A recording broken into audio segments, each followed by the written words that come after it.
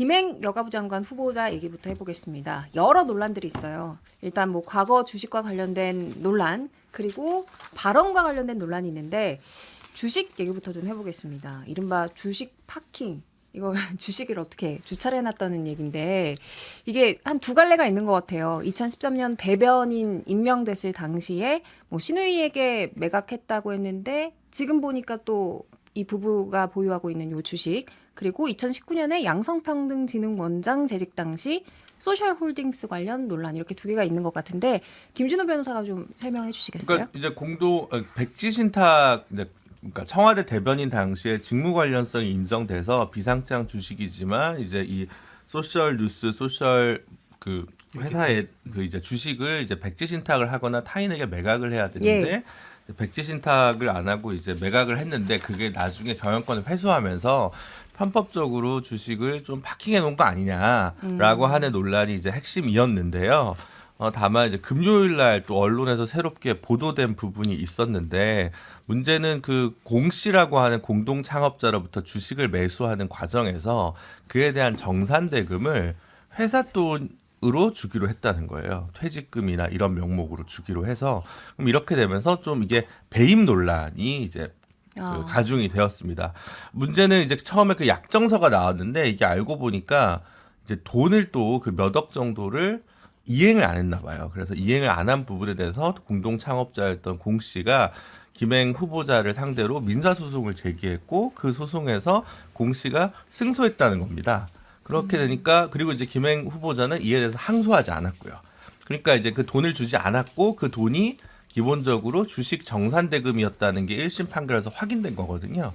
그러면 회사 돈으로 매각 대금을 조달한다? 이게 되면 또 형사적으로 배임 논란이 될 수 있기 때문에 현재 이와 관련돼서 단순히 청문회뿐만 아니라 뭐 물론 이제 시효 문제가 어떻게 확인을 정확한 시점을 해봐야겠습니다만 어쨌든 제가 볼 때는 이건 시효 안에 살아있을 것 같고 그래서 형사 문제까지 불거질 가능성이 높습니다. 현 변호사님. 네, 조금 추가하면 사실은 저도 주식 파킹 문제보다 이 배임 문제가 더 크다고 보는데 이제 어쨌든 그 13년에는 이제 주식을 다 맡겨놨다가 그래 본인이랑 남편이랑 뭐 딸 이름으로 그거를 실제로는 주식 파킹 문제 이거잖아요. 그러니까 결국은 신우이한테 남편 주식을 신우이한테 맡겨놨다가 다시 받아왔잖아요. 그 다음에 본인의 주식은 공동창업자한테 전부 맡겠다 그랬는데 지금 보니까 그거 좀 일부가 이제 신우이한테 간 것도 있고. 근데 그거는 이제 약간 편법이에요. 법 위반은 아니고. 그러니까 타인에게 매각해야 되는데 신우이한테 맡겨놨다 가져온 거 아니냐 문제인데 이제 가져올 때 이게 100% 지분을 가져오면서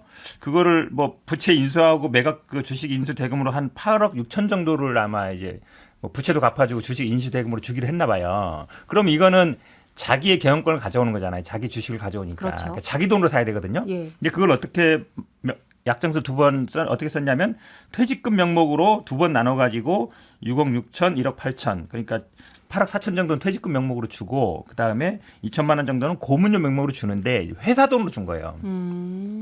한마디로 그러면 자기가 그 회사를 그 부채를 인수하고 그걸 물어주고 그다음에 주식을 인수하면서 그 돈은 회사 돈으로 줬다는 거잖아요. 이걸 무조건 배임에 걸리게 돼 있어요. 그러니까 자신의 돈으로 이거를 해야 되는데 회사 돈으로 했으니까 배임이다. 그렇죠. 근데 이게 지금 이제 5억이 넘어가면 특경법이 적용되는데 이게 2019년 일이거든요. 그러니까 시효는 무조건 남아 있고 그다음에 이게 우리 그 양형 기준에 의하더라도 이게 지배권을 강하게 한 거잖아요. 자기 소유를 강하게 한 거잖아요. 그러니까 기본이 원래 한 2년에서 5년 사이인데 가중하면 한 3년에서 6년 사이예요. 그러니까 이 처벌도 굉장히 무겁습니다. 위중하네요. 예, 위중한 거라서 제가 보기에는 이게 굉장히 큰 문제가 될 것 같아요. 그러니까 여기서 단순히 김행 후보자만 저는 문제라고 생각하지 않고요. 정치적인 문제에 있어서는 인사검증 누가 합니까? 법무부가 하잖아요. 한동훈 장관은 뭐 하는 거죠? 저는 이 부분이 단순히 김행 후보자뿐만 아니라 그 한동훈 체제 하에서 법무부에서 민정수석실 대신해서 인사검증 맡으려 했던 이 시스템에 중대한 하자와 공백이 있다라는 부분도 같이 지적돼야 마땅하다고 봅니다. 여기에 대해서 일단 김행 후보자는 뭐 주식 파킹 논란과 관련해서는 주식 수에 대해서 좀 착각한 부분이 있다 이렇게 이야기했고 나머지 의혹에 대해서는 자세한 설명을 한다기보다는 청문회에서 소상히 밝히겠다 정도의 입장. 인데요. 김재섭 위원장님은 어떻게 보셨어요? 사실 저 두 분의 말씀에 멋지게 반박하고 싶은데 우리 앵커께서 말씀해 주신 대로 그 반대 자료가 안 나와 있어요. 그리고 현재 지금 제기된 의혹들을 살펴보면 뭐 일리가 있는 지적들이라고 생각하거든요. 실제로 그 정경심 교수가 그 여러 가지 죄목 중에서 공직자윤리법 위반이 있었고 정확하게 딱 이거랑 비슷해요. 그 코링코 주식을 본인 단골 미용사의 계좌로 차명 거래를 했던 것이 바로 공직자윤리법 위반으로 당시 이제 죄가 되었는데 이게 거의 유사한 형태거든요. 저는 그렇기 때문에 지금 김행 후보자 측에서 나온 여러 가지 해명들로는 앞선 두 분의 비판에 뭐 이렇다하게 멋지게 반박할 게 없어 보입니다. 그래서 청문회가 지나야 사실관계를 알 수 있겠지만은 예, 문제의 소지는 분명히 있어 보입니다. 장성철 소장님. 김재석 위원장 말에 맞는 것 같고 또 저보고 김행 위원장이 공개적으로 꼬리를 내리고 있어라라고 얘기를 해가지고 그래서 말씀 안 하고 계셨던 거예요. 참 말하기가 곤란하기도 하는데 이게 이거 같아요. 그러니까 처음에 김건희 여사와 좀 친분이 있었던 거 아니야? 라고 이제 문제 제기를 하니까 아니야. 김건희 여사랑 나랑은 전혀 친분 없었어. 딱 두 번 만났었어. 그러니까 여러 가지 사진들이 나왔잖아요. 위키트리 거기 운영을 하면서 김건희 여사와 여러 가지 행사에 같이 참여했잖아. 라고 하니까 아니 나는 이렇게 대변인 하면서 위키트리 나는 운영에 손 뗐어. 그리고 나는 상관이 없어. 이렇게 해명하다 보니까 이 주식 문제까지 나왔었거든요. 네. 그러니까 이런 것들이 하나 해명을 좀 잘못하니까 여러 가지를 좀 감추려고 하다 보니까 이렇게 좀 사건이 커진 것 같은데 저는 좀 문제 삼고 싶은 것은 뭐냐면 김행 이분도 중앙일보 뭐 기자는 아니었지만 중앙일보에서 여론조사 담당을 하면서 기자 같은 역할을 했는데 언론을 향해서 문제 제기하지 마, 의혹 제기하지 마, 이거 다 괴담이고 이거 다 내가 법적으로 문제 삼을 거야. 이런 식으로 얘기를 하거든요. 근데 청문회에서 해명할 테니까 그때까지 언론은 아무 문제 제기하지 마. 이런 반응 보이는 게 맞는 것이냐라는 저는 생각이 들어요. 대단히 부적절하고 잘못된 일들이 벌어지고 있어요. 사실 자신은 굉장히 언론 친화적인 사람이다 이렇게 그러니까요. 이야기를 했었잖아요. 네. 근데 나흘 만에 이제 도어 스태핑을 네. 중단했는데 여러 가지 이제 발언의 논란이 또 있었기 때문이기도 해요. 이 이른바 이제 낙태 관련한 논란인데요.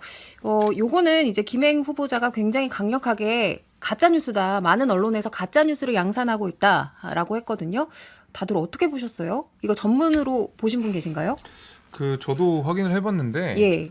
처음에 굉장히 그 이야기가 나왔을 때 강간의 경우에도 필리핀처럼 나아야 된다 이제 이런 식으로 언론 보도가 나와서 그거는 저도 굉장히 많이 비판을 했습니다. 아주 무책임한 발언이라는 이야기를 한 바가 있는데 전문을 보니까 조금 뭐 내용 사실관계 좀 다르더라고요. 그러니까 취지 자체는 그런 거였어요. 어떠한 상황이어도 원치 않는 임신을 한 경우에도 만약에 그것을 여성이 낳았다면 그것에 대해서 우리 사회가 보장할 수 있는 제도를 만들어야 된다가 그 내용의 핵심이었더라고요. 이제 이런 부분들은 사실 왜곡된 부분들이 맞죠. 그리고 저도 그 생각이 있어요. 여성가족부 장관이고 아무리 여성가족부가 폐지 수순을 걷는다고 하더라도 저 정도로 그 낙태에 대해서 뭐 잘못된 인식을 가진 사람이 어떻게 후보자가 될 수 있느냐는 인식을 당시에도 했지만 그 풀텍스트를 보면 그 내용이 아니라는 거죠. 오히려 이런저런 상황 때문에 무조건 이거는 낙태를 해야 돼라고 하는 사회 분위기도 오히려 문제점이 있다라는 그 취지처럼 저는 들려가지고 그 부분은 확실히 가짜 뉴스에 가까운 것 같아요. 근데 정치인이라든지 아니면 공인이 문제가 되는 것은 문맥을 앞뒤 다 이렇게 살펴보고 그래 이게 오해가 있구나 이래서 그런 것이 아니라요. 문맥을 자르고 문제되는 발언, 단어, 문장 몇 개 이거 가지고 비판을 많이 받는 거거든요. 그러니까 쭉 살펴보면 그런 의도는 아니었지만 그냥 압축 추약해서 나온 여러 가지 얘기들을 살펴보면 상당히 문제가 많다라고 비판하지 않을 수가 없거든요. 그러니까 문맥을 살펴보라. 이것은 좀 자기 항변 성격이 강하긴 하지만 조심해야 돼요. 근데 이제 말 때문에 지금 기존에 했던 언행 때문에 차라리 더 문제가 되는 건 제가 볼 때는 신원식 국방부 장관 후보자가 훨씬 더 문제가 많이 될 것 같고요. 원고에 없는데 왜 얘기하십니까? 네, 김행 후보자 같은 경우는 아까 말씀드린 배임죄에서 이미 저는 이거는 강행을 도저히 할 수가 없다라고 보여지고 오히려 지금 가까운 변호사와 상의를 하셔야 될 때가 아닌가라는 생각이 좀 들거든요. 그러니까 저는 그렇게 내재적으로 살펴보면 그런 것 같아요. 100% 자기 회사고 그 회사 돈이나 자기 쌈짓돈이랑 똑같이 본 거 아닌가. 그러니까 이른바 1인 회사라 그러거든요. 주식 100%가 자기 갖고 있으면. 근데 그렇다 하더라도 그러면 자기가 회사에서 본인이 배당을 받아서 그 돈으로 그 세금을 다 낸 다음에 생긴 세후 수익으로 다시 그 공동 창업자였던 공 씨한테 매각 대금을 정산했어야 맞는 건데 그러지 않았기 때문에 그 부분과 관련해서 이 1인 회사였기 때문에 가지는 약간의 뭐 글쎄요 재량 뭐 감경이라든가 이런 가능성은 좀 있을 수 있겠지만 저는 이거는 지금 뭐 고소고발 들어가면 바로 수사 착수될 거라고 생각합니다. 그러면은 잠깐 이야기를 저희가 뭐 그 언급에 대한 논란 이거 얘기하고 있다가 김준호 변호사가 지금 배임 관련된 형사적인 문제 얘기를 꺼내서 그런데요. 인사청문회를 거쳐도 뭐 임명될 것이다, 그냥 임명 강행될 것이다 이런 예측이 지배적인 가운데 만약에 그런 형사적인 문제가 수면 위로 떠올라서 고소고발이 들어가면 그때는 어떻게 되는 거예요? 저는 못할 거라고 보거든요. 이 관련해가지고 대통령께서 임명을 그대로, 못한다? 임명 강행을 임명을 못할 거다. 강행하지 않을 것이다. 만약에 할 것 같은. 그것까지 하면 그러면 내년에 공천 받아도 김재섭 위원장 힘들어지죠. 네. 총선에 악영향 네. 끼친다. 근데 저는 이거를 수사하느냐 안 하느냐가 이제 검찰이 과연 공정하냐 안 하냐를 보는 리트머스 시험지가 될 거예요. 왜냐하면 조국 장관 사례를 보세요. 그때는 뭐 후보자 되자마자 바로 뭐 언론에 나오고 수사하고 난리였잖아요. 수백 군데 압수수색하고. 근데 지금 뭐 압수수색한다는 얘기 안 들리잖아요. 지금 딱 보면 말씀하신 것처럼 그 인수한 그 공동 창업자 아니면 그 회사 바로 압수해야 돼요. 그다음에 돈 어떻게 나가는지 바로 봐야 되거든요. 안 하고 있거든요. 근데 국민들이 보죠. 살아있는 권력 수사한다 그러는데 지금은 살아있는 권력이잖아요.